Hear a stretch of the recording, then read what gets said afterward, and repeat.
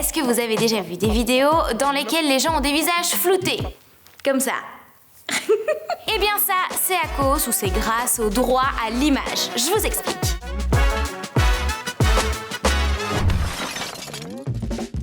Le droit à l'image, c'est quoi?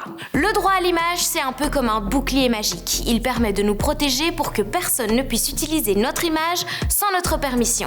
C'est pour ça que dans certaines vidéos, il y a des visages floutés. Ils n'ont pas donné leur accord pour apparaître. Mais comme on a quand même besoin d'utiliser leur image, on les cache. Parfois, on modifie la voix aussi. En Belgique, ce droit est super important parce que tout le monde peut décider de où et comment son image est utilisée. C'est un peu comme vos affaires. Vous voudriez pas que quelqu'un vous les prenne sans vous demander, n'est-ce pas? Eh bien, pareil pour votre image. C'est quelque chose de personnel qui vous appartient. Et le droit à l'image assure que personne ne peut l'utiliser sans vous le demander. Pourquoi on a un droit à l'image? Parce que le droit à l'image a une mission très spéciale, protéger notre vie privée et notre liberté. Parce que notre image, c'est une partie de nous. Elle raconte qui on est, ce qu'on aime et parfois même ce que l'on ressent.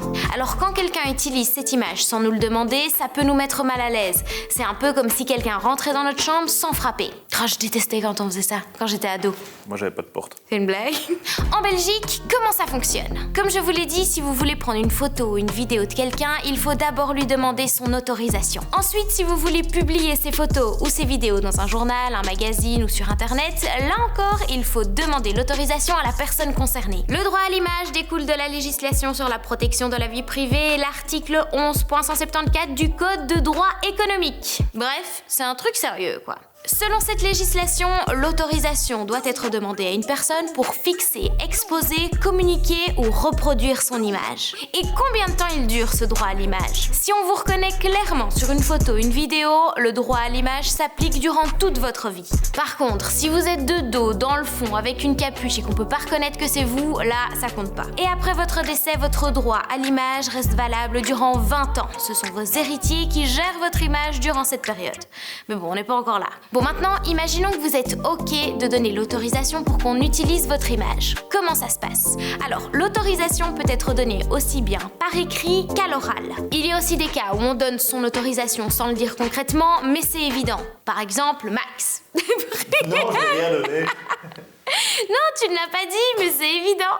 C'est pas évident de donner ses droits à Si. l'image quand tu es derrière la Allez, caméra. viens, Max, fais un petit coucou. Je m'appelle Maxime et je refuse de passer à la télé. Par exemple, si on pose pour un photographe ou alors si on donne une photo de nous-mêmes pour la partager. Et si on a moins de 18 ans, c'est la même chose? Pas tout à fait. Si vous êtes mineur, il faut demander l'autorisation à un parent ou à un tuteur légal. Mais le principe reste le même, vous devez quand même donner votre accord. Mais comme pour tout, il y a des exceptions. Pour les personnes publiques, donc ministres, chanteurs, sportifs, etc., l'autorisation de prendre, exposer et reproduire leur image est présumée. Ça veut dire qu'on part du principe que c'est OK sans leur demander leur avis. Mais pour autant que ces images aient été prises au cours de l'exercice de leur fonction publique. Donc les photos de paparazzi, des stars en vacances, en privé, ça c'est non. Et à l'école, comment ça se passe? Si on fait une super excursion scolaire et qu'on veut la partager sur le site de l'école par exemple, c'est le même principe. Comme vous êtes mineur, donc que vous avez moins de 18 ans, il faut d'abord l'autorisation d'un parent ou d'un tuteur pour être filmé ou photographié et que l'image soit diffusée. Quoi qu'il en soit, sachez que vous êtes le propriétaire de votre image et que si quelque chose vous dérange, Vous pouvez refuser que cette image soit utilisée.